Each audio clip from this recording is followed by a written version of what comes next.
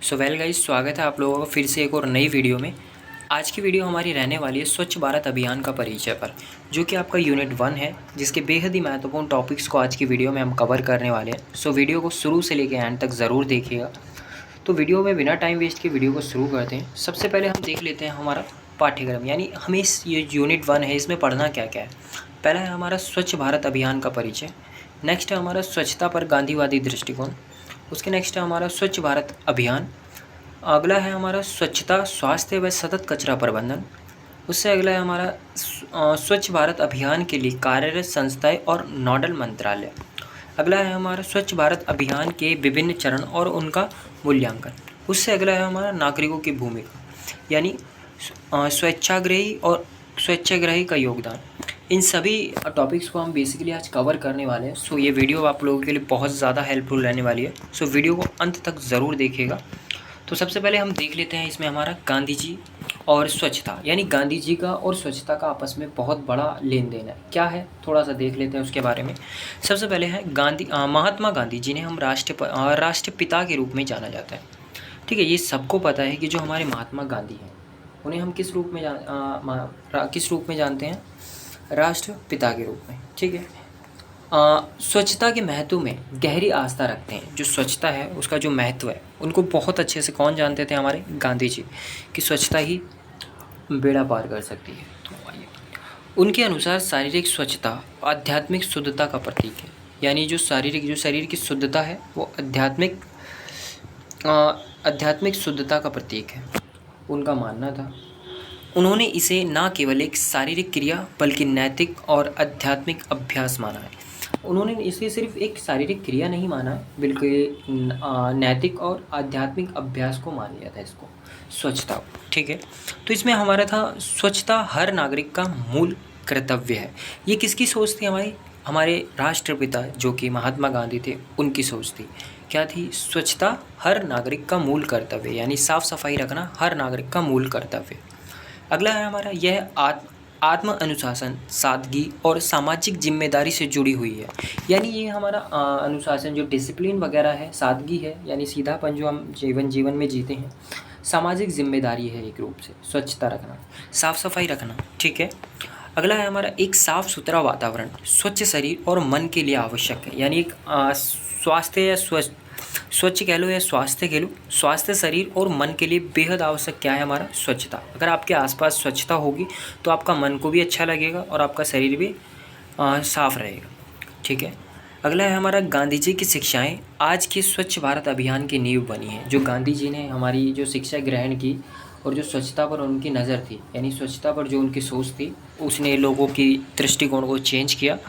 तो वही इसमें कुछ लिखा हुआ था। मे भी आपको ये वाला समझ में आया होगा। अगला हम देखते हैं स्वच्छ भारत अभियान का शुभारंभ, यानी जो स्वच्छ भारत अभियान जो भारत में चलाया गया, ठीक है, उसका शुभारंभ कब से हुआ? ठीक है, तो उसमें थोड़ा सा देख लेते हैं। स्वच्छ भारत अभियान की शुरुआत 2 अक्टूबर 2014 को प्रधानमंत्री नरेंद्र मोदी ने कब की? भाई 2 अक्टूबर को तो सीधा सा कोई भी बता देता है। 2 अक्टूबर को क्या होती है? हमारी महात्मा गांधी की जयंती होती है। तो वही है, महात्मा गांधी जयंती पर की थी। इस राष्ट्रव्यापी अभियान का उद्देश्य 2019 तक भारत को खुले में शौच से मुक्त, यानी ODF, ओपन डिफेक्शन फ्री बनाना था। यानी जो खुले में शौच का जो दौर चल रहा था, उसे ख़त्म करना था हमारा किसका उद्देश्य? स्वच्छ भारत अभियान का शुभारंभ इसलिए किया गया था। ठीक है, अपने आसपास या फिर पूरे देश को साफ सफाई किस तरीके से रखना है हमें, ये एक मिशन चलाया गया। किसके द्वारा? नरेंद्र मोदी के द्वारा। कब चलाया गया? याद रखिएगा, 2 अक्टूबर 2014। ठीक है।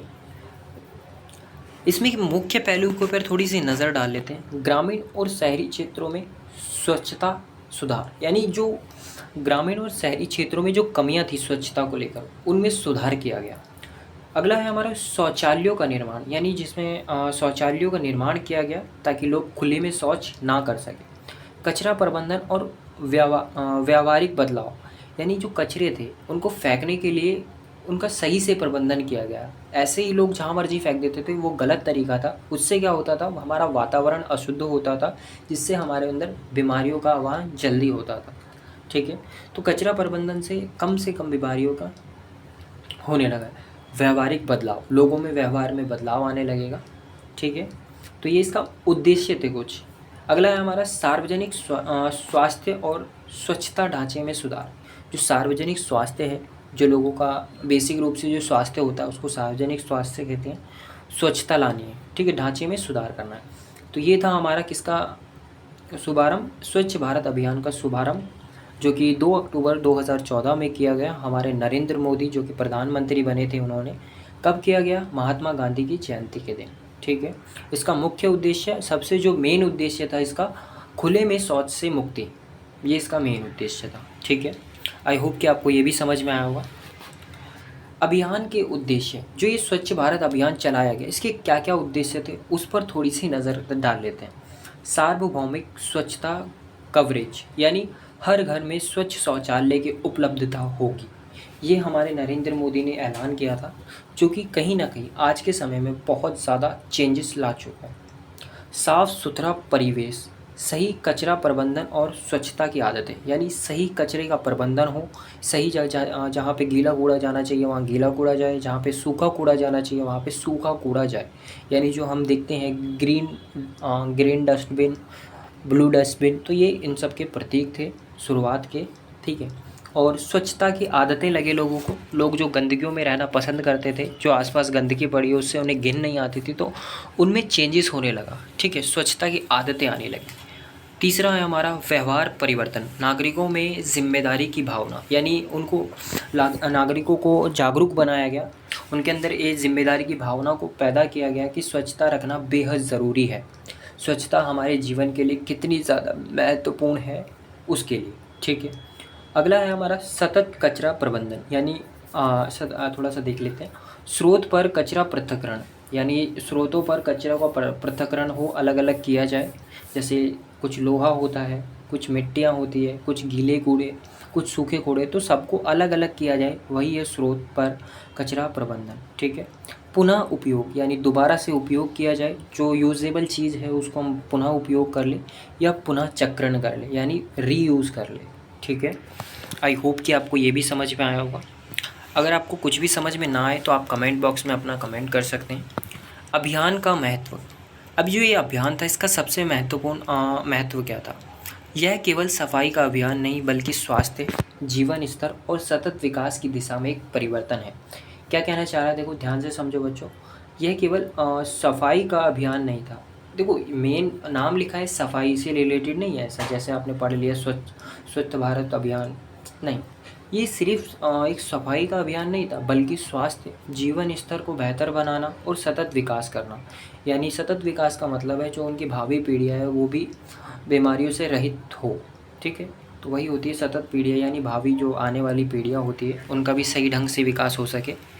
ठीक है, केंद्र और राज्य सरकारें, स्थानीय निकायों, एनजीओज़ और नागरिकों का सहयोग आवश्यक है। यानी देखो अब स्वच्छता हमें कहीं पे लानी है, किसी भी बड़े एरिया में स्वच्छता लानी है तो उसमें किस किस का साथ होना चाहिए, केंद्र और राज्य सरकारों का, स्थानीय निकायें जो कूड़ों का प्रबंधन करती है, एनजीओज़ जो कि हमारी गैर सरकारी संस्थाएँ होती है, और नागरिकों का सहयोग। सबसे बड़ा होता है नागरिकों का सहयोग। अगर नागरिक खुद सेल्फ इंडिपेंडेंट नहीं होंगे, अगर सेल्फ सोच में नहीं रहेंगे तो कुछ संभव नहीं है। तो ये भी ज़रूरी है कि नागरिकों का सहयोग आवश्यक।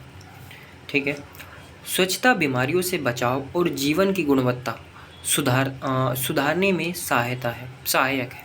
क्या कह रहा है, देखो जो स्वच्छता है भाई, जो बीमारियों को बचाएगी, सीधी सी बात है, जीवन में गुणवत्ता लाएगी। ठीक है, आई होप कि आपको ये पेज भी समझ में आया होगा अच्छे से। अगले पेज पे हम देख लेते हैं थोड़ा सा। स्वच्छता और स्वास्थ्य, ये दोनों का बहुत बड़ा आपस में संबंध होता है। कैसे होता है, देखो व्यक्तिगत स्वच्छता यानी साबुन से हाथ धोना। साबुन से हाथ धोने से क्या होगा भाई, हमारे जो हाथ में बैक्टीरियाज होंगे वो समाप्त हो जाएंगे। जब हम क्या करते हैं नॉर्मली, जब हम हाथ धो के खाना नहीं खाते हैं तो हमारे अंदर बैक्टीरियाज चले जाते हैं। ठीक है, तो वही है, उसको रोकने के लिए साबुन से अच्छे से हाथ धोना चाहिए हमें। कोई भी झाग वाला साबुन जिसमें झाग निकलता है अच्छे से, उससे अपना हाथ धोइए। और स्वच्छ भोजन करना चाहिए हमें। ठीक है, जो भोजन ख़राब ना हुआ, ज़्यादा लंबे समय तक रखा हुआ भोजन नहीं करना चाहिए हमें। ठीक है, तो ये व्यक्तिगत स्वच्छता होती है। दूसरा है सार्वजनिक स्वच्छता, साफ़ जल पीना चाहिए हमें, सुरक्षित शौचालय होने चाहिए और कचरा प्रबंधन होना चाहिए, कचरों का सही प्रबंधन होना चाहिए। ठीक है, अगला है हमारा जागरूकता कार्यक्रम, लोगों को स्वच्छता के महत्व के बारे में शिक्षित करना है कि स्वच्छता कितनी महत्वपूर्ण है, ये लोगों को हमें बताना होगा, उनको उनके अंदर ये शिक्षा देनी होगी कि हाँ स्वच्छता रखिए अपने आसपास, तभी हमारा कल्याण संभव है। ठीक है, आई होप कि आपको ये भी समझ में आया होगा। अगला है हमारा स्वच्छता को दिनचर्या बनाना। दिनचर्या का मतलब है डेली लाइफ में लाना स्वच्छता को, ना कि सफाई। सफाई और स्वच्छता दोनों एक ही बात मान सकते हो, क्योंकि जहाँ पे सफाई है वहाँ पे स्वच्छता है, जहाँ पे सफाई नहीं है वहाँ पे स्वच्छता नहीं है। ठीक है, तो दिनचर्या बनाना है हमें किसको, स्वास्थ्य को, स्वच्छता को।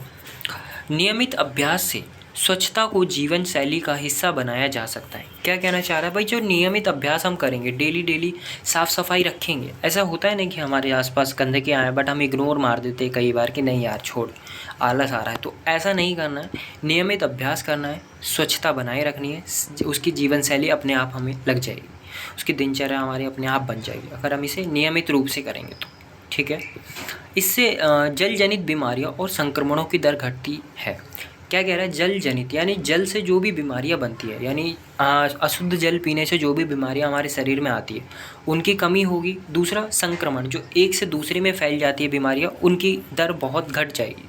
ठीक है, ग्रामीण क्षेत्रों में शौचालय निर्माण से विशेषकर महिलाओं की गरिमा और सुरक्षा बढ़ी है। यानी शौचालय का निर्माण हुआ तो उससे क्या ग्रामीण क्षेत्रों में क्या इफ़ेक्ट पड़ा, जो महिलाएं हैं उनकी गरिमा और सुरक्षा बहुत बढ़ गई है। ठीक है, तो मे भी इसको ज़्यादा एक्सप्लेन करने की मुझे ज़रूरत नहीं है, आप समझ चुके हो मैं क्या कहना चाह रहा हूँ। अगले पेज पर चलते हैं। अगले पेज पर हमारा सतत कचरा प्रबंधन, यानी सही ढंग से कचरे का प्रबंधन करना। ठीक है, सतत का मतलब है सही ढंग से।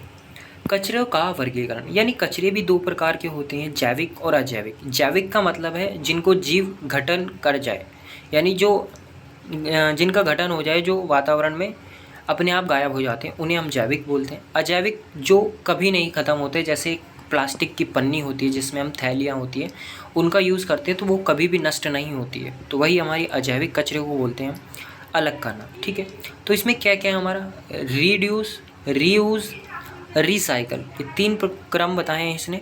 कचरा कम करें, पुनः उपयोग करें और पुनः चक्रण करें। ठीक है, रिड्यूस का मतलब है कचरा कम करें हमें, यानी उसका प्रोडक्शन जो है कम करना है, कम से कम कचरे का मतलब कम से कम कचरा हमें निकालना है, ज़्यादा गंदगी हमें नहीं फैलानी। रीयूज़ का मतलब है पुनः उपयोग, जो चीज़ पुनः उपयोगेबल है उसे हम यूज़ कर लिए दोबारा, ठीक है, उसको फेंके नहीं।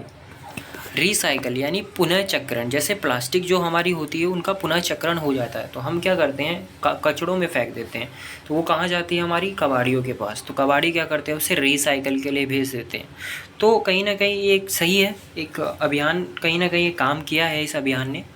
ठीक है, खाद बनाना और पुनः चक्रण कचरों से उपयोगी उत्पादन बनाना, यानी क्या कहना चाह रहा है, जो खाद बनाना है हमें। अब जो देखो नॉर्मली क्या होती है, गंदगी गोबर से फैलती भी है बट गोबर कहीं ना कहीं काम भी आता है, तो क्या काम आता है, खाद बनाने के लिए पुनः चक्रण कचरे से उपयोग उत्पादन करना।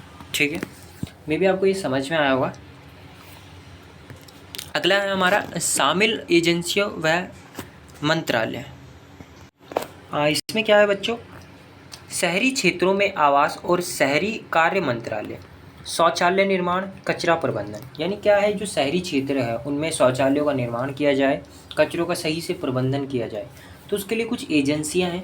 तो पहली एजेंसी हमारी यही थी, शहरी क्षेत्रों में आवास और शहरी कार्य मंत्रालय। ठीक है, इसका काम क्या है, शौचालय निर्माण और कचरा का प्रबंधन करना है। दूसरी है ग्रामीण क्षेत्रों में भाई जल शक्ति मंत्रालय, इसका मुख्य काम क्या है हमारा, व्यवहारिक परिवर्तन और वित्तीय सहायता, यानी जो भी पैसों की कमी पड़ रही है वो प्रदान करना है। ठीक है, साफ़ सफाई से रिलेटेड जो भी हमारी पैसों की कमी पड़ती है उसको वित्तीय बोलते हैं। व्यवहारिक परिवर्तन लाना है, लोगों के व्यवहार में परिवर्तन लाने का किसका मुख्य उद्देश्य था, जल शक्ति मंत्रालय, जो कि ग्रामीण क्षेत्रों में थी। शहरी क्षेत्रों में कौन था हमारा, आवास और शहरी कार्य मंत्रालय, ये था जिसका काम क्या था, शौचालय निर्माण और कचरे का प्रबंधन करना। ठीक है, मे भी आपको ये दोनों समझ में आए होंगे। CPHEEO यानी तकनीकी सहायता और मानक निर्धारण, ये एक संस्थान थी, एजेंसी, जो कि हमारा मंत्रालय जिसको हम कहते हैं। ठीक है, CPHEEO देख लेना आप एक बार गूगल करके कि इसका फुल फॉर्म क्या है, मुझे रिमाइंड नहीं है अभी।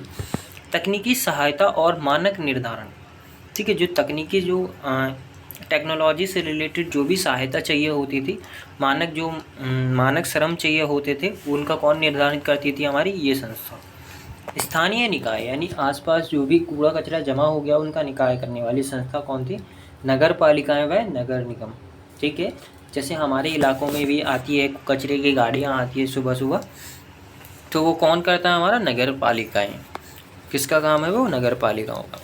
NGOs यानी NGOs किसको बोलते हैं हम? गैर सरकारी संस्थाएं जो छोटी छोटी खुली होती है उसको NGOs बोलते हैं हम।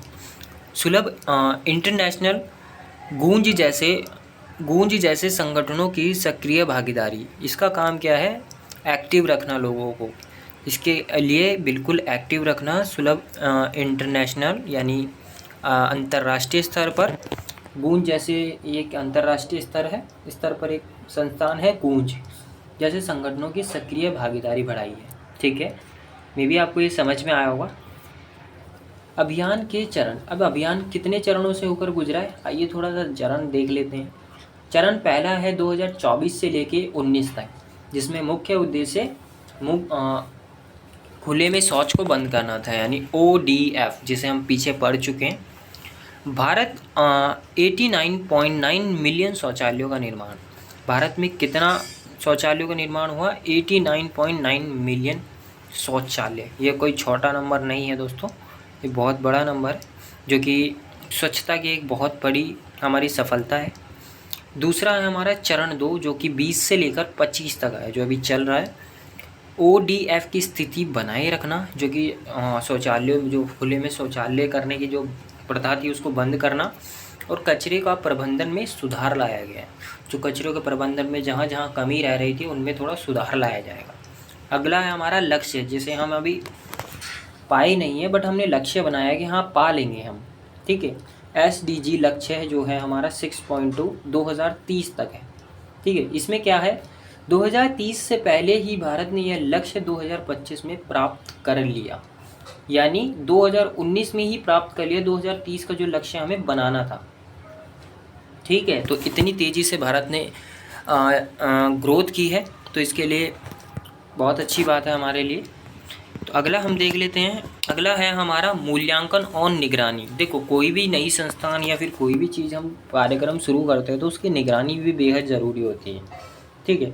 उसी के लिए ये है स्वच्छ सर्वेक्षण, शहरों को स्वच्छता के आधार पर रैंक करता है, यानी जो शहर में जिस शहर में अच्छी स्वच्छता दिखाई देती है उनको रैंक दिए गए हैं। तो ये स्वच्छ सर्वेक्षण हुआ, ठीक है। डेटा विश्लेषण किया गया है, भाई शौचालय कितने निर्माण किए गए हैं, खुले में शौच की दर में क्या कमी आई है, सब कुछ कौन का डेटा विश्लेषण ने किया। स्वच्छता ऐप से क्या हुआ है? नागरिकों को शिकायतें दर्ज करने का एक माध्यम मिल गया है कि हाँ हमारे यहाँ पे कूड़े की गाड़ी नहीं आ रही, तो इसके निवारण के लिए कूड़े की गाड़ी यहाँ पे भेज दीजिए। तो वही है हमारा स्वच्छता ऐप, जिसने एक पहल शुरू किया स्वच्छता को कायम रखने का, ठीक है। तीसरा है हमारा स्वतंत्र संस्थान, जो कि स्वतंत्र रूप से कार्य करती है, जो किसी की खरीदी हुई नहीं है, ना ही उसे कोई खरीद सकता है। अभियान के प्रभाव का मूल्यांकन करते हैं। जो अभियान शुरू किया गया है उसमें कितना कितना प्रभाव पड़ता जा रहा है, या कुछ चेंजेस हो भी रहे हैं या नहीं हो रहे, पहले जैसे ही है या नहीं है, वो सब कुछ कौन देखता है? हमारा स्वतंत्र संस्थाएं देखती है, ठीक है। मे बी आपको ये समझ में आया होगा दोस्तों। अगला हम देख लेते हैं नागरिकों की भूमिका, यानी स्वच्छाग्रही, यानी खुद की इच्छा से हम जो भी करते हैं उसे स्वच्छाग्रही कहते हैं। तो इसमें क्या है भाई? देखो, सबसे मेन इम्पोर्टेंट यही है कि हमारा स्वच्छता कायम करनी है तो नागरिकों को जागरूक होना बेहद ज़रूरी है। तो उसी में हमारा व्यक्तिगत स्वच्छता बनाए रखें, यानी खुद के पर्सनली स्वच्छता बनाए रखना है हमें, ठीक है।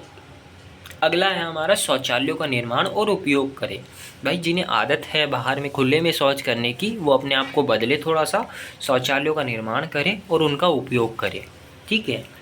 सामूहिक सफाई अभियानों में भाग ले। जो भी सामूहिक रूप से सफाई अभियान चलाए जाते हैं, यानी ग्रुप्स में जो भी सफाई अभियान चलाए जाते हैं उनमें अपना योगदान करें, भाग लें उसमें, जिससे देश के बाकी लोगों को भी प्रेरणा मिले उससे, ठीक है।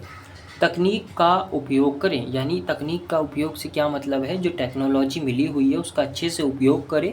स्वच्छता ऐप के माध्यम से रिपोर्ट करें, भाई आपके इलाके में ये दिक्कत आ रही है स्वच्छता से रिलेटेड, तो आप इसके लिए कंप्लेन कर सकते हैं। स्वच्छता ऐप पर रिपोर्ट अपनी दर्ज करो, उसका सॉल्यूशन आपको ज़रूर मिलेगा। ठीक है। अगला है हमारा, दूसरों को प्रेरित करें और जागरूकता फैलाएं, यानी ये भी ज़रूरी है कि दूसरों को भी आप प्रेरित करो। अगर कोई गंदगी फैला रहा है तो उसे वो गंदगी फैलाने से रोको। ठीक है। और उसे भी जागरूक बनाओ। ठीक है। इसके लिए जैसे आप जागरूक बने हो वैसे ही उसको जागरूक बनाओ। ठीक है।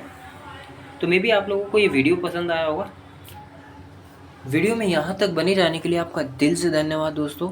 अगर आपको लगे कि हाँ वीडियो में मुझे ये टॉपिक नहीं समझ में आया, या फिर इसमें वीडियो में कोई भी टॉपिक, छोटा मोटा टॉपिक रह गया हो या बड़ा टॉपिक भी रह गया हो, तो आप कमेंट सेक्शन में ज़रूर बताएं, उस पर आपको वीडियो ज़रूर मिलेगी। ठीक है। तो यहाँ तक वीडियो को देखने के लिए मैं फिर से एक बार दिल से धन्यवाद आपको देना चाहूँगा। वीडियो पसंद आई हो तो वीडियो को लाइक ज़रूर करें, और ऐसी ही वीडियोस के लिए हमारे चैनल को सब्सक्राइब ज़रूर कीजिएगा। यूट्यूब एक खोज एक नई पहल के साथ आप लोगों के साथ इसी तरह के एजुकेशनल वीडियोस लाता रहेगा। Thank you so much guys.